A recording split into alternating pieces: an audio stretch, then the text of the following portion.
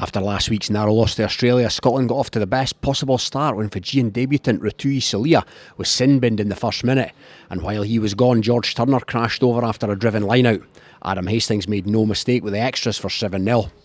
Things didn't get any better for Fiji on 10 minutes when Tui Kuvu missed a sitter of a penalty from bang in front, but the same player made amends 3 minutes later when he squeezed in at the corner after slick passing, but the less said about his conversion attempt the better. Speaking of redemption, Rutui Salia brought up Fiji's second try on 23 minutes when he emerged from a pile of bodies with the ball. Talk about an eventful first 23 minutes in international rugby. This time Butitu took over the kicking duties and he was successful to take things to Scotland 7, Fiji 12, with Stuart Hogg finding himself in the 10-minute cooler for an indiscretion in the build-up. Scotland spent the rest of the second half without seeing much of the ball, but on the stroke of half-time, Adam Hastings changed the complexion of Gregor Townsend's team talk with a try and conversion, selling a smart dummy that caught half the Fijian team napping as the Scotland backs piled round the corner. 14-12 to Scotland at half-time.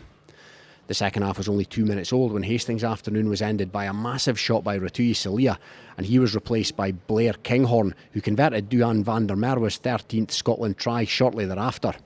Fijian discipline was shot by that point, the penalties were racking up, and Habosi took 10 minutes for a high shot on Rory Sutherland, and he was followed into the bin by Natavi on 72 minutes. Replacement scrum half Ben White scampered over for Scotland's fourth try a minute later, which was converted by Kinghorn, and that was the end of the scoring.